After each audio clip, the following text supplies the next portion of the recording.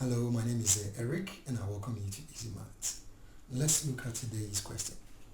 This is a BECE question that was given in 2023 and they were asked to make T the subject given that M is equal to B over 2 minus T. So there are so many ways that we can solve these type of questions. Now one of the ways is, let me quickly rewrite the question here, over 2 minus T. Now the question says as to make T the subject. And to make T the subject simply means that T will come first instead of M. So if I bring T to the other side of the equation, it is negative here. So when it comes here, it becomes positive. Now B over 2 is still here.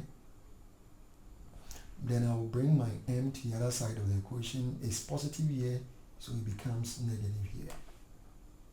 So therefore T is equal to B over 2 minus M, and that can be my final answer.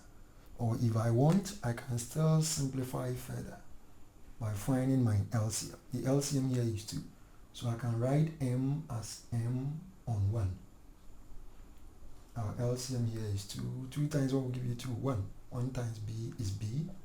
Then 1 times what will give you 2 is 2. So 2 times M is 2M.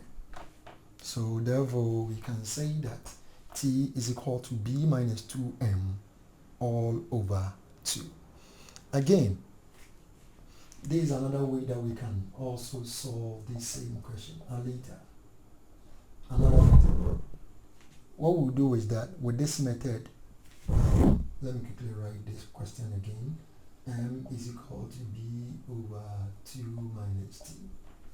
We are seeing a fraction here which is B on T, B on 2, sorry. So in order to remove the fraction, we just have to multiply to the equation by the LCM, which is 2.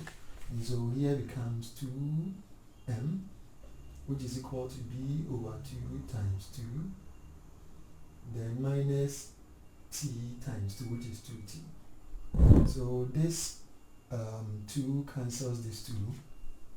Then we have 2M, which is equal to B minus 2T.